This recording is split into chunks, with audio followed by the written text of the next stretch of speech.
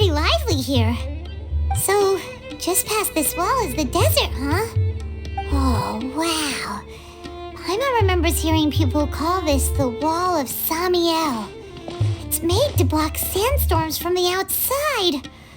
Oh, if it's this tall, it's gotta be the divine work of Greater Lord Rukkhadevata, right?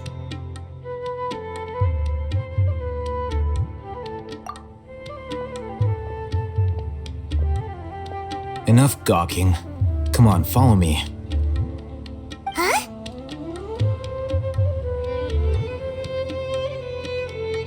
Over here.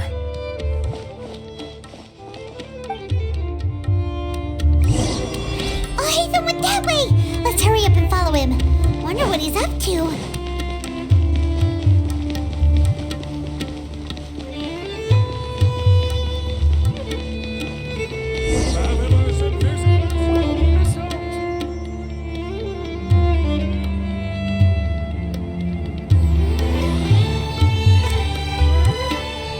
What the? Where did she go? How did we lose them? They were just here a second ago. More Eremite mercenaries? Who are they working for this time? Anyway, Traveler, it seems like we were being followed again. You were too careless. You should have noticed those hopeless amateurs trailing you a long time ago.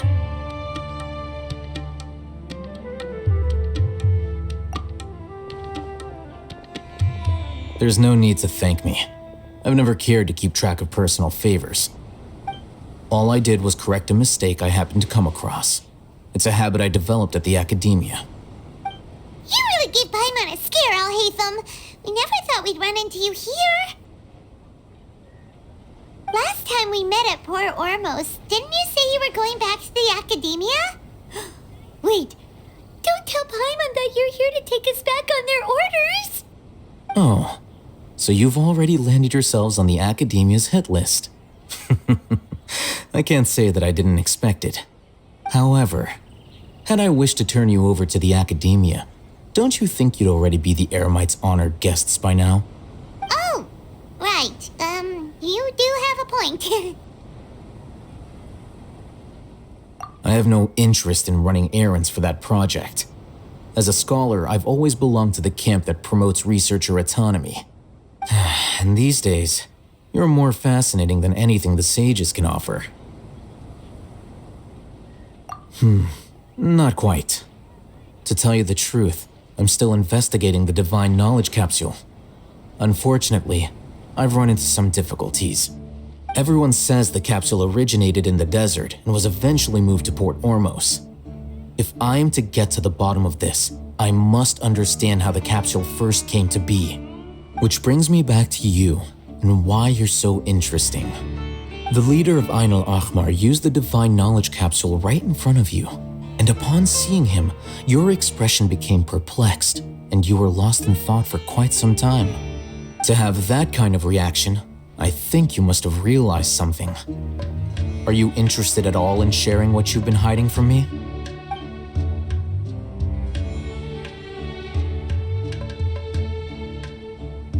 Al-Hatham, you really have a ridiculous eye for detail. What kind of person even notices or remembers stuff like that?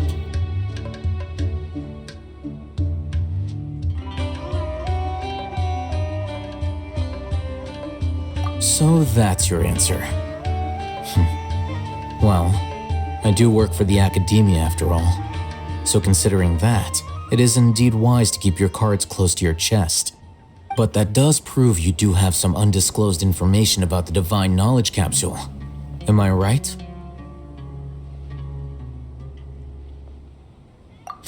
No matter. Rather than simply learning the answers from you, I'd still prefer to investigate on my own.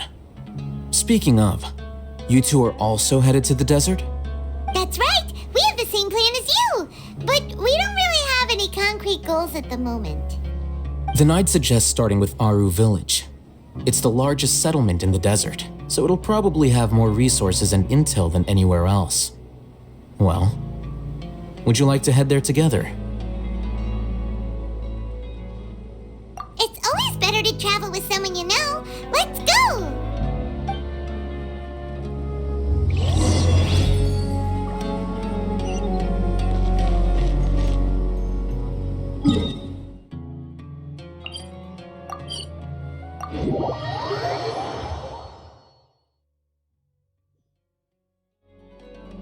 Before us lies Aru Village, the safe haven of the desert folk. Whoa, this landscape is really something else. What a cool place! Let's go check it out!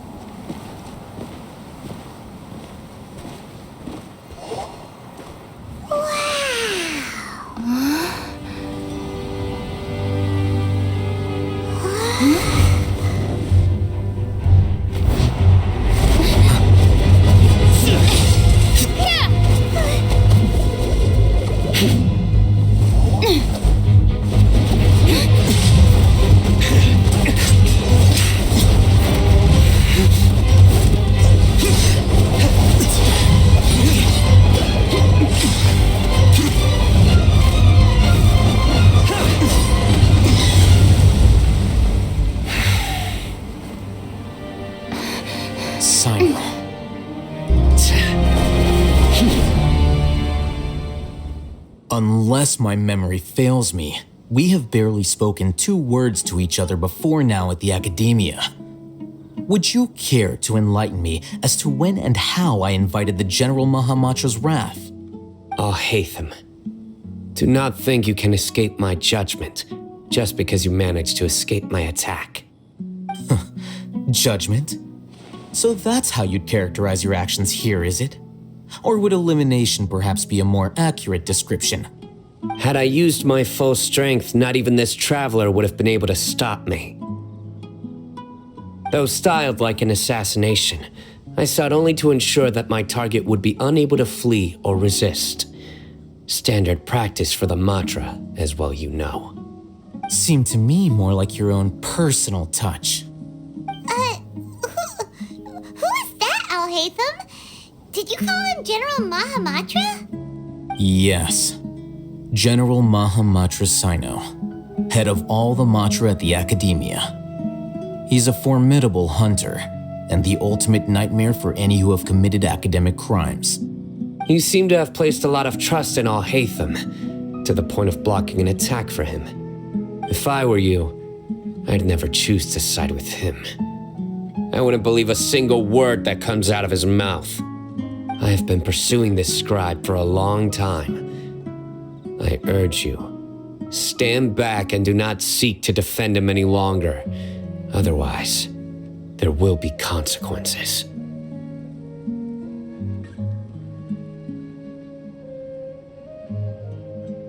Has Al-Haytham done something wrong? Paimon doesn't think he's as bad as you've made him out to be. I won't waste my breath explaining things. Al-Haytham, I saw it during our fight. Take it out. The divine knowledge capsule you're hiding on your person. Unless you want me to retrieve it for myself. Very perceptive of you. Nothing escapes a Matra's senses. Wait, the divine knowledge capsule? Didn't it fall into the Matra's hands in Port Ormos? No wonder you speak with such confidence, Sino. But I must admit, I'm very curious. What does this capsule mean to you? And why, as General Mahamatra of the Academia, are you all alone in the desert? As far as I'm aware, the other Matra have been speculating about your disappearance. Have you been given a mission that's, let's say, morally dubious? If I was the real target of your mission, what was stopping you from simply using your authority and resources to judge me within the walls of the Academia?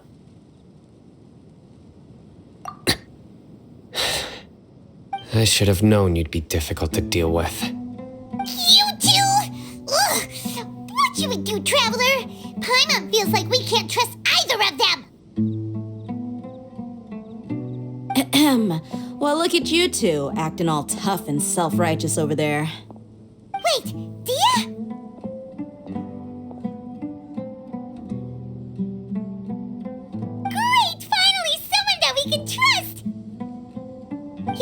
help us out here. Otherwise, these two are gonna start fighting again. Yeah, sure looks that way. Two giants from the academia duking it out once and for all. Not something you get to see every day, that's for sure. Listen, I know you academic types love to fill up your big brains with self-righteous morality and lord your empty rules and virtues over each other. But how dare you bring your petty disputes into the safe haven of Aru Village?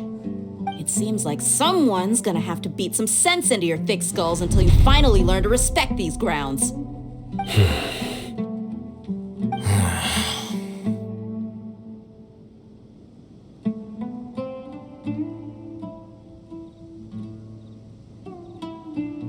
Hey, did either of you hear a word I just said?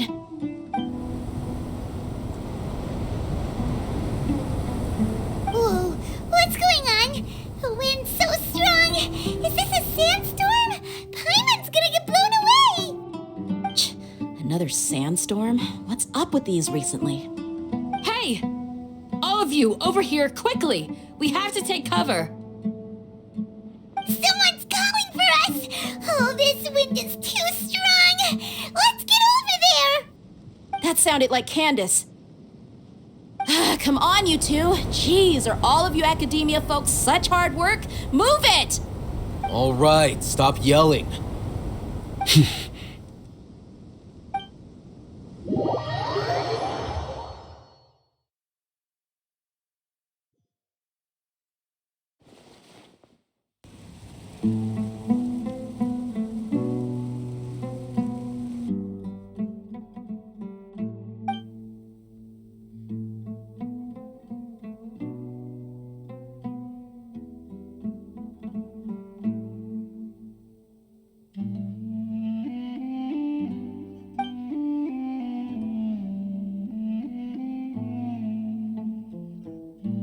Well, this is pretty awkward. Hey, wanna play sardines with three people who wanna tear each other limb from limb?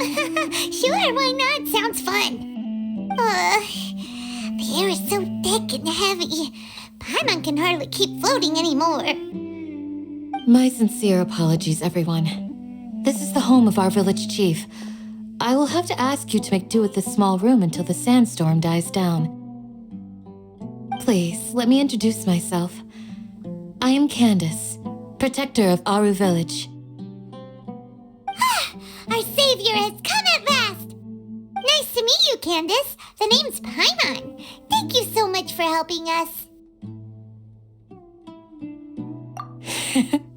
There's no need to thank me. It's only right to help each other when the weather gets rough. Wow, she's so gentle and caring, like a nice older sister. Unlike those guys over there. All right, now that we're all better acquainted, we shall return to the topic at hand. As a guardian charged with the responsibility to protect my fellow villagers from harm, I was observing your conflict from afar, even before the sandstorm started. And now that you have set foot within our village itself, it is all the more my responsibility to make absolutely sure that you pose no threat whatsoever to us. So please, have an honest and sincere conversation with one another and put your hostile feelings to rest.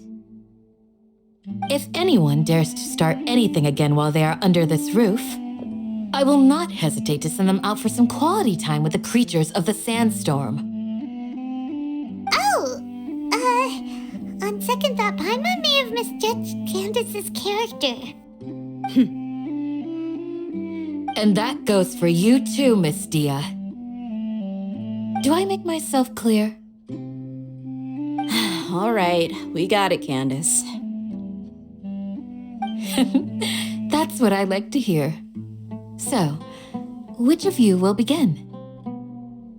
I was supposed to be a mediator, but I might have gotten a little too involved just now.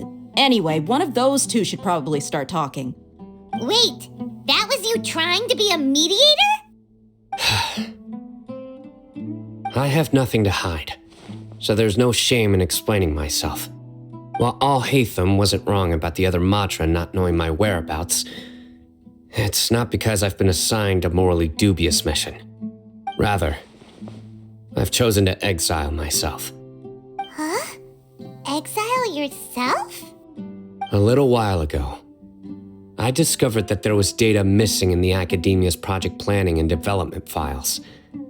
What little they did report clearly did not match the project's actual progress. As General Mahamatra, I had the responsibility and authority to request an audit. However, to my surprise, the person responsible for the erroneous data was none other than Grand Sage Azar himself. I tried to investigate the issue myself before submitting a formal audit request, but I soon found that all leads and potential pieces of incriminating evidence were carefully concealed from me. I began to realize that they were cautious of me from the very beginning. Unsurprisingly, the Grand Sage rejected my audit request as soon as the submission reached his desk. He even said to me, "The power of the General Mahamatra is granted by the sages. You have no right to judge us." So they really are up to no good. I realized then that to the Grand Sage, the Matra are nothing more than tools for the sages to assert and maintain their control over knowledge. The vows that we took, the principles that we strive to uphold, they are meaningless to the academia of today.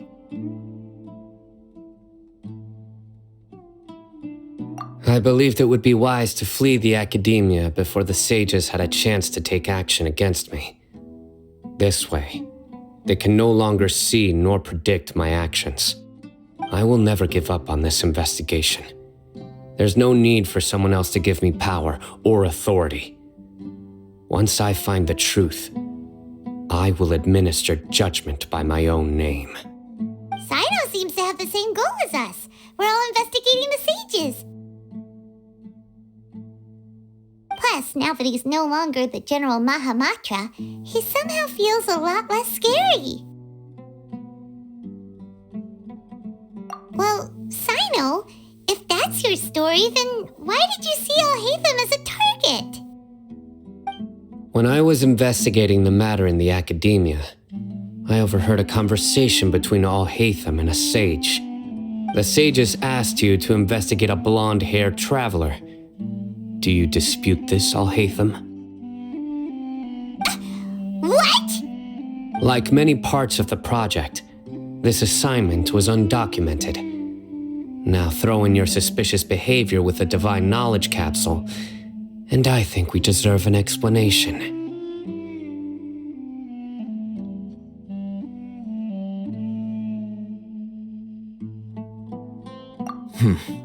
Yes, I was indeed tasked with investigating the traveler. Al-Haytham? After all, the promised reward was so great that hardly any scholar could have refused. The sage told me, once you've completed this assignment, I can give you a glimpse of divine knowledge. A most enticing offer. Unfortunately, those academics don't know me at all. Their words contained one key piece of information, namely that divine knowledge indeed exists. That gave me all I needed to know. From my perspective, the sages are far from trustworthy. Think about it. Isn't it a little strange they're so willing to share divine knowledge with anyone, even as a reward? So, I began my own investigation following the lead of the divine knowledge capsule. In the end, I realized my wisdom in committing to this rather than collaborating with the sages. Had I been less guarded, I probably would have ended up like that Ain al-Ahmar mercenary, incapable of remaining sane for long enough to hold a conversation. You mean that the sages originally planned to dispose of you, using one of those capsules that drive people insane?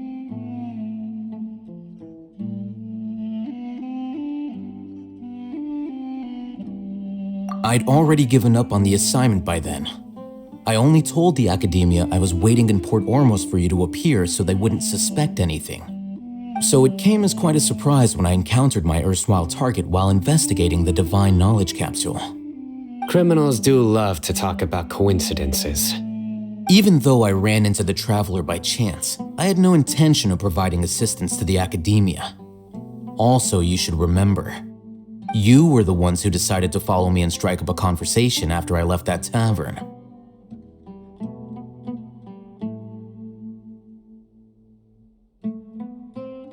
That's true. Alhaitham helped us out at Caravan Rebot as well. Maybe he's telling the truth. I'm willing to apologize if that's worth anything to you. I took the Divine Knowledge Capsule behind your back because I judged its existence to be a significant risk. I felt that it would be best for no one to interact with it before it had been properly studied. After all, curiosity often proves to be the most dangerous thing in this land. You should be well aware, Scribe Alhaitham, that curiosity can also lead you to danger and suspicion. Answer me this. Did the sages share any information about their project with you? Have I not made myself clear? You and I are both distrusted by the Academia. Do you really think they would tell me anything? Fine. Although you haven't completely proven your innocence, I won't regard you as an enemy, for now. As you wish. Good. I'm glad to see you two clearing up your misunderstandings.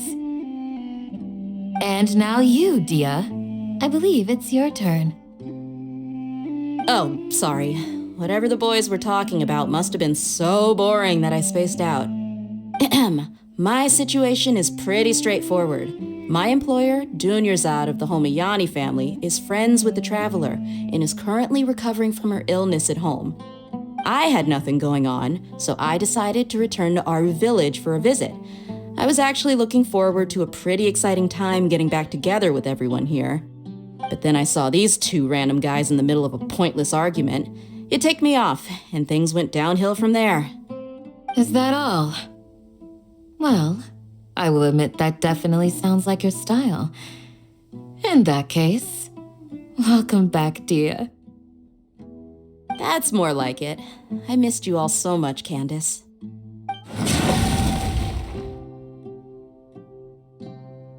Whoa! What was that sound? No need to worry.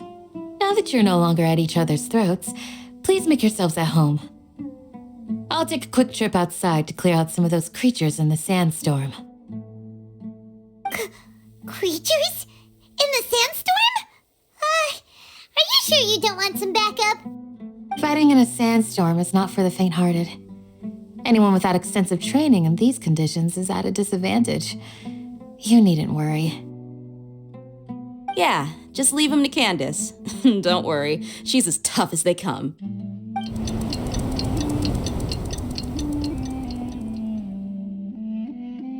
The winds died down. That means the sandstorm's over, right?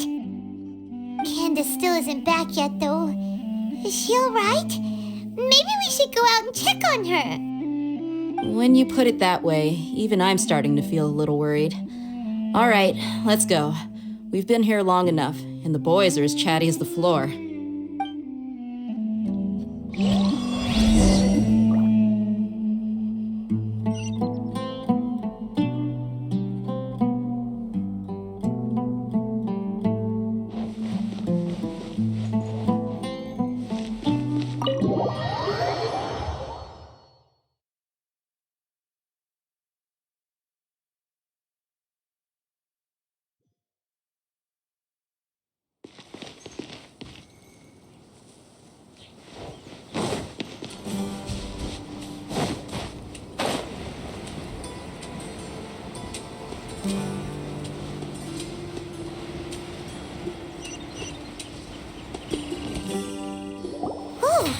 Candace, you're still fighting?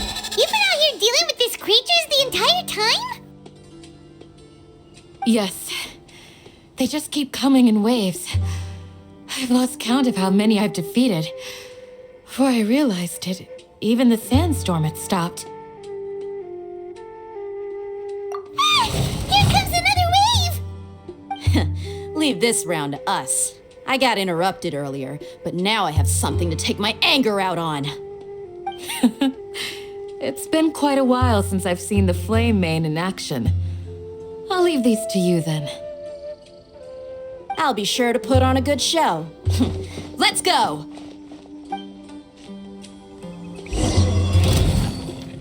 Not now. I see everything. Emerge. Right now. Right here. Dissipate. Lightning. Purify.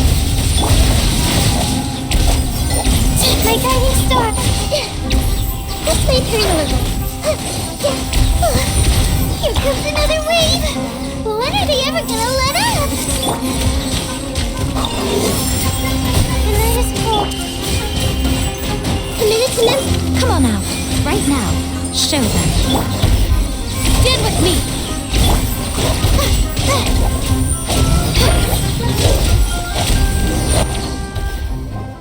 The creature stopped appearing. Was that the last of them? What we fought just now was probably the aftermath of the sandstorm. So we should be safe for the time being. Well fought, everyone. No injuries, I hope. Huh?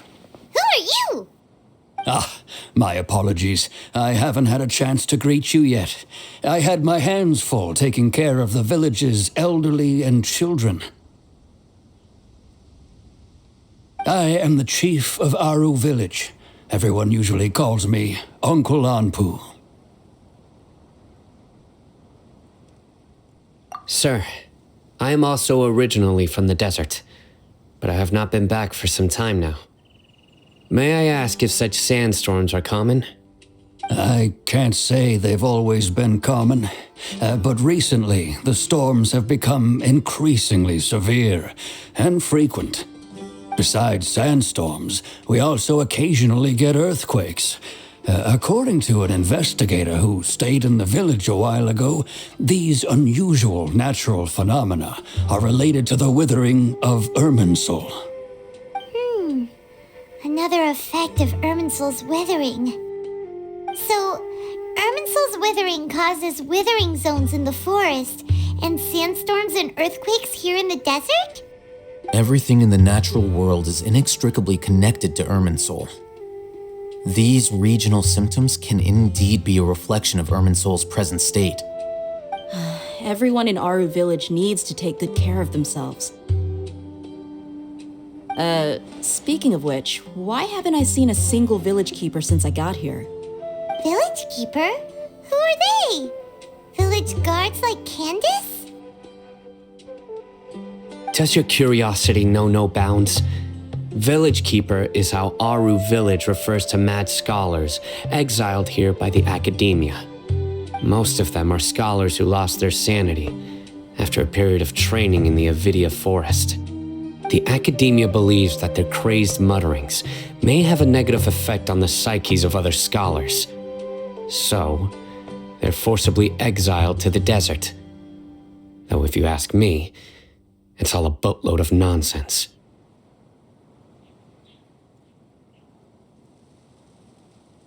Alas, that's exactly what we've been trying to investigate.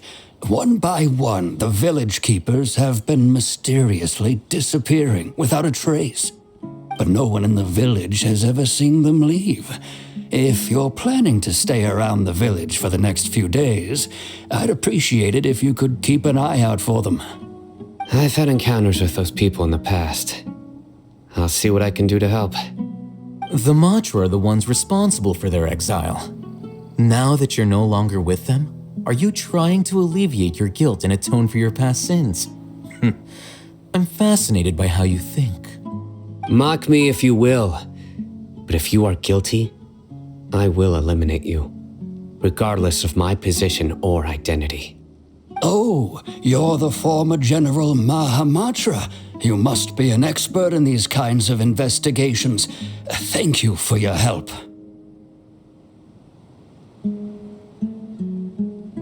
Is it because you're reminded of Hypatia? Oh, these poor scholars.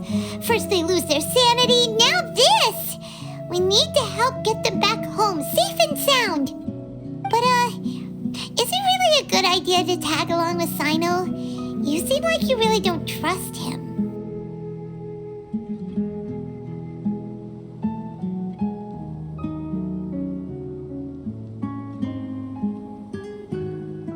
I'll be grateful for the assistance. No doubt you will do a better job than some of my former subordinates. Let's start by finding a spot to share what we know so far.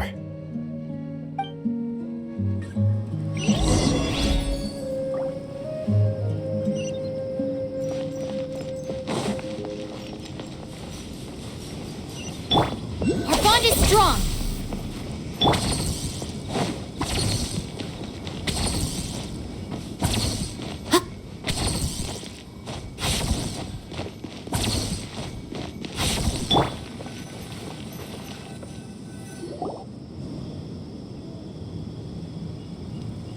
Although I've sent myself into exile, I'm still doing essentially the same things as before. Do you still have any questions for me before we start our investigation?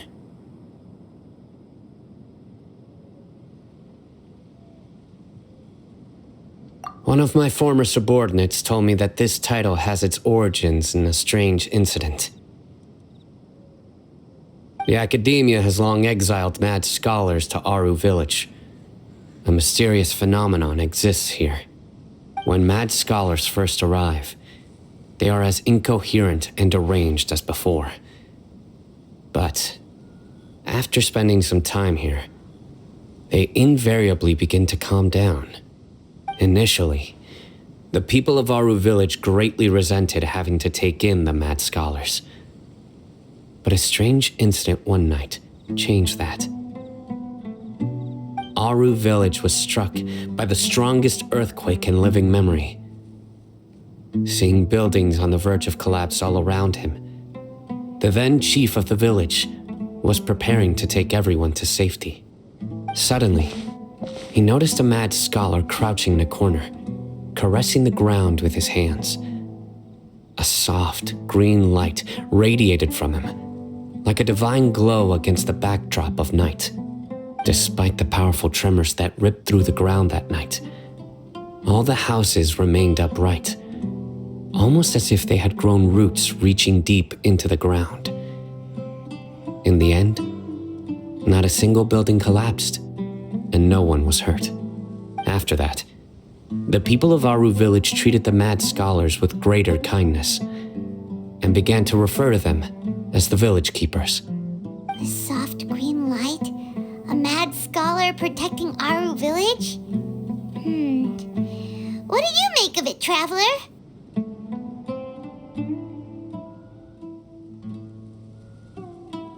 Paimon thinks so too. Actually, Sino, do you know if any of the mad scholars continued to wear their Akasha terminals at Aru village? In theory, they would continue wearing them so the academia could still monitor their activities. With that said, the main Akasha system would no longer have any interaction with them. Oh, no wonder! Everything makes sense then! Add in the fact that they calmed down, it was probably Nahida who calmed them. If you are able to draw a conclusion from this one story alone, then it appears you possess much more information than I do. So, what do you make of the story?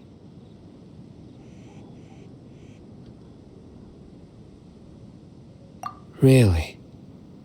Lesser Lord Kusanali. What? You don't believe us? Lesser Lord Kusanali was definitely using the Akasha to give her power to the mad scholars! No, it's not so much that I don't believe you. I'm just struck by your reasoning. Lesser Lord Kusanali, the current Dendro Archon, is she really active in Sumeru? The academia has always placed far greater importance on the late Greater Lord Rukkhadevata. They've more or less ignored Lesser Lord Kusanali, and I've never had any reason to doubt their views.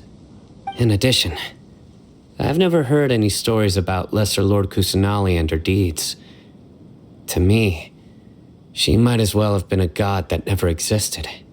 No way! Nahida definitely exists! She's a... How should Paimon put it? She's a good Archon who's kind and wise, even if she says weird stuff sometimes. I've spent many years interrogating criminals, so I can easily tell when someone is lying. Good! Then you should know that we're telling the truth. That look in your eyes. I've never seen that from a liar. You two really must have met Lesser Lord Kusanali. How can this be? To think, our Archon has been amongst us this entire time. Alright, now it's our turn to put our skills to good use for this investigation. But easier said than done, especially since we don't have any leads. Maybe we can start by knocking on some doors. Excuse me, are you here to help me find my grandpa? Huh? Who are you? By the sounds of it, a resident of this village. My name is Isak. You'll help me find my grandpa, right? Is your grandpa a mad scholar? Hey, don't say that. Grandpa is just Grandpa. Why do you have to call him that? It's not like he's a bad person or anything. The person you're referring to is not a local, yet you are. Why do you call him Grandpa? Grandpa is just Grandpa. He's my family. I heard everything you said to the village chief. Please, you gotta take me with you. I want to find my grandpa. I swear I'll help. I won't be a nuisance. Ah, so you're the one who was eavesdropping on us around the village chief's house. I was planning to go out and take care of whoever it was, but I had a vague feeling that they didn't harbor any ill intent. Whoa. Hatham wasn't kidding about Matra having sharp senses. Sino, he's just a kid. All he wants is to find his grandpa. Let's find a way to help him. Sorry, I was only listening in because I wanted to know where Grandpa went. Honest. If you don't believe me, you can ask Miss Candace.